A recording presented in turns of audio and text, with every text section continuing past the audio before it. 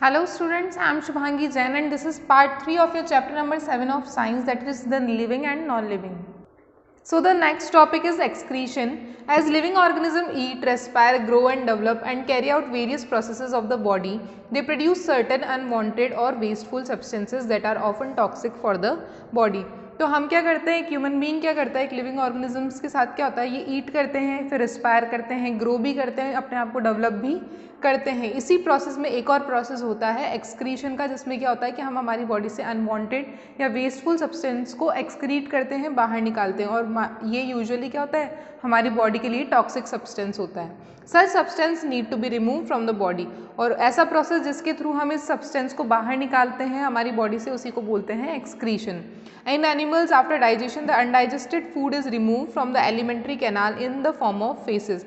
और अगर एनिमल्स की बात करें तो उनका जो अनडाइजेस्टेड फूड होता है, डाइजेशन के बाद जो अनडाइजेस्टेड फूड है वो एक्सक्रीट होता है उनकी बॉडी से through alimentary canal. This is called defecation. इसी को हम क्या बोलते हैं, defecation.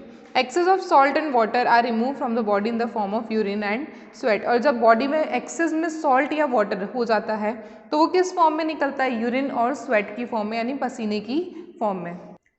Excretion also occurs in plants. Similarly, excretion plants में भी होता है. Plants also release carbon dioxide and excess water through the stomata present on their leaves and stems. तो plants भी जो इनका excess water होता है और कार्बन डाइऑक्साइड होती है उसे भी ये रिलीज करते हैं किस फॉर्म में, ये अपने स्टोमेटा, लीफ और स्टेम का जो स्टोमेटा होता है उससे ये रिलीज करते हैं।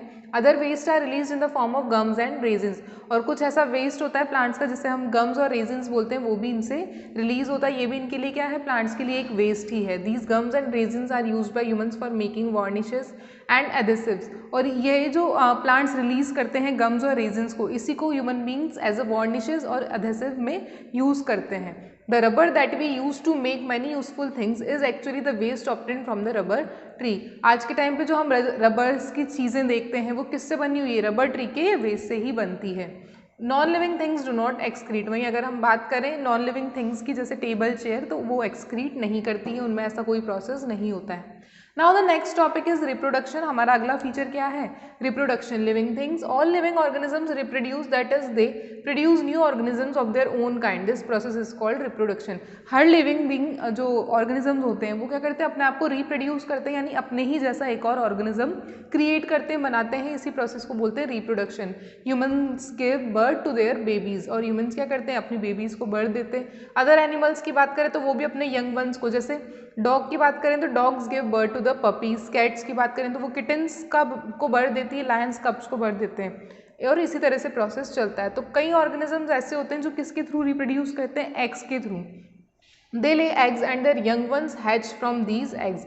ये एग देते हैं और उसके बाद इनके यंग वंस इसी में से हैचिंग के प्रोसेस से बाहर आते हैं। For example bird, frog, fishes and snacks, ये सब क्या है, अपने एग्स देते हैं। Most plants reproduce through seeds. कई प्लांट ऐसे होते हैं रिप्रोडक्शन सिर्फ एग्स और बेबीज को बर्थ देकर ही नहीं, सीड्स के थ्रू भी होता है। They produce seeds inside their fruits. तो प्लांट्स में क्या होता है कि इनका जो फ्रूट होता है उन्हीं के सीड से अगला प्लांट रिप्रोड्यूस हो पाता है। These seeds when sown in soil, जब फ्रूट्स के सीड्स को हम सॉइल में सो करते हैं, उगाते हैं, तो एक नया प्लांट बनता है, प्रोड्यूस होता है। Non living things do not reproduce. और अगर हम नॉन लिविंग थिंग्स की बात करें तो वो रिप्रोड्यूस नहीं करती हैं।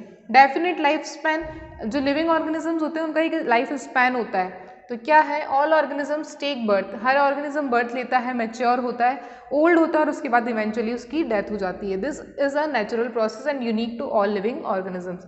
Each organisms lives for a particular number of years.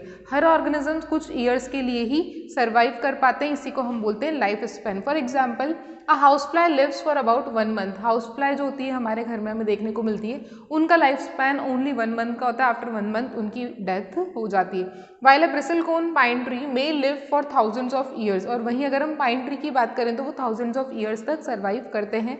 Non living things do not have a life span, और नॉन लिविंग थिंग्स का कोई लाइफ स्पैन नहीं होता है। इस टेबल में आप देख सकते हैं कि मे फ्लाई का जो सर्वाइवल होता है, इनका लाइफ स्पैन होता है वो सिर्फ 1 डे का होता है। हाउस फ्लाई का 1 मंथ का होता है। ड्रैगन फ्लाई का 4 मंथ्स का होता है।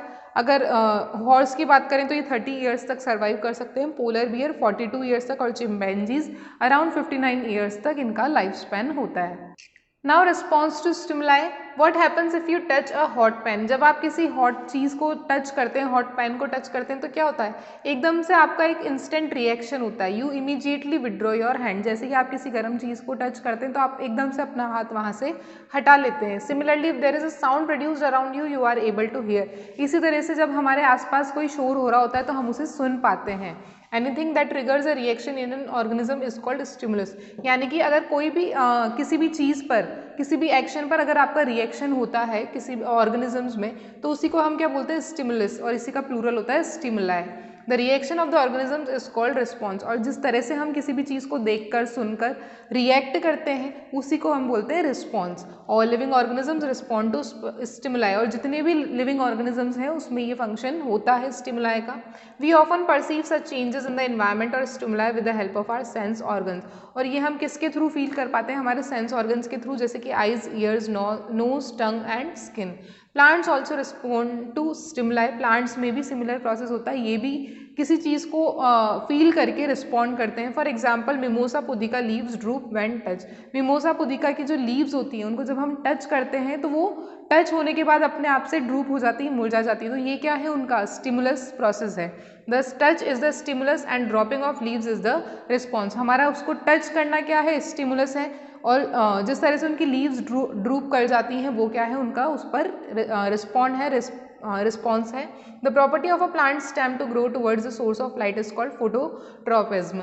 अब क्या होता है कि जिस तरफ से प्लांट को सनलाइट मिलती है प्लांट उसी तरफ बैंड हो जाता है, उसकी स्टेम्स उस तरफ ग्रो करने लगती है और उसी साइड पर बैंड होती हैं। इसी प्रोसेस को हम क्या बोलते हैं, फोटोट्रॉपिज्म। यानी कि प्लांट स्टेम की एक प्रॉपर्टी है कि जिस तरफ से उन्हें सनलाइट मिल रही है, सनरेज मिल रही है, उस तरफ ही वो ग्रो करते हैं। Here light is the stimulus. अगर इस प्रोसेस की बात करें तो यहाँ पर क्या है, जो लाइट है यानी सनरेज जो है वो क्या है, स्टिमुलस है, और प्लांट का उस तरफ ग्रोथ करना क्या है, उसका रिस्पॉन्स है। So the roots of plants have a tendency to grow in the direction of earth and stems in the direction opposite to the earth. अगर हम बात करें प्लांट की रूट्स की तो इनकी टेंडेंसी कुछ ऐसी होती है कि अर्थ के डायरेक्शन में क्या करते हैं, ग्रो करते हैं। वहीं स्टेम की बात करें तो ये अपोजिट डायरेक्शन में ग्रो करते हैं। इस प्रॉपर्टी को हम बोलते हैं geotropism.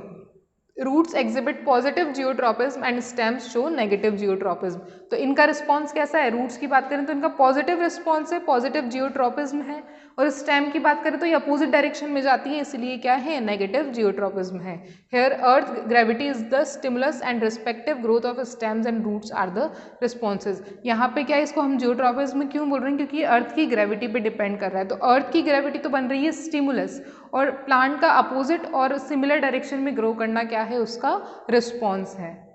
Now species, there are variety of organisms present in this world. हम देखते हैं कि हमारे वर्ल्ड में बहुत सारी वेराइटी है ऑर्गेनिजम्स की। Some of them are alike and differ from the rest. कुछ एक जैसी हैं, कुछ एक दूसरे से डिफर करती हैं। For example humans differ from other animals such as an elephant. वहीं हम बात करें कि ह्यूमन्स की, तो ह्यूमन्स एनिमल से डिफर करते हैं। Elephant differs from a lion. Elephant में भी अगर हम इसी कैटेगरी में बात करें, एलिफेंट्स की कैटेगरी में, तो एलिफेंट और लायन में डिफरेंस है, लायन और डॉग में डिफरेंस है, और इसी तरह से सभी ऑर्गेनिज्म में क्या है, थोड़ा बहुत डिफरेंस और थोड़ी बहुत सिमिलरिटीज होती हैं। All kinds of organisms are different from other kind but are similar to each other. जितने भी ऑर्गेनिजम्स हैं ये एक दूसरे से अलग हैं, लेकिन इनमें कुछ सिमिलैरिटीज भी हैं। जैसे कि डॉग्स दूसरे डॉग्स के क्या होता है, सिमिलर होता है। But they the types of dog but they are basically same. यानी कि डॉग्स एक दूसरे के साथ तो सिमिलर होते हैं बट उनमें भी कुछ डिफरेंसेस होते हैं। They all have similar bodies. अगर सिमिलरिटी की बात करें तो इन सभी जितने भी डॉग्स हैं उनकी बॉडी पार्ट्स की सिमिलरिटी होती है, वो एक तरह से खाते हैं, उनका प्रोसेस सब कुछ सेम होता है। You can recognise any type of dog from a cat. आप पता लगा सकते हैं कि अगर आपके सामने कैट हो और डॉग हो तो आप डिफर कर सकते हैं कि ये क्या है, डॉग है। Species is a group of similar looking organisms that are capable of breeding among themselves to produce young ones that can also reproduce। तो species क्या होता है, species क्या है, कुछ similar looking organisms का एक ग्रुप है जो अपने आप को ब्रीड कर पाते हैं, रिप्रोड्यूस कर पाते हैं, और जो यंग वंस वो रिप्रोड्यूस करते हैं वो भी इन फ्यूचर रिप्रोड्यूस करने की उनमें एबिलिटी होती है। Similarly plants are also of different species. इसी तरह से प्लांट्स में भी डिफरेंट स्पीशीज होती हैं, all banana plants form one species of plant. अगर हम एक कैटेगरी की बात करें तो जितने भी बनाना प्लांट्स हैं वो क्या बना रहे हैं, मिलकर एक स्पीशीज बना रहे हैं। They grow in same climate and soil condition. इनकी जो फीचर्स हैं वो सेम रहेंगे, यानी कि एक ही तरह की क्लाइमेट कंडीशंस में सर्वाइव कर पाएंगे, एक ही तरह की सॉइल कंडीशंस में ये अपने आप को ग्रो कर पाएंगे। Thank you students.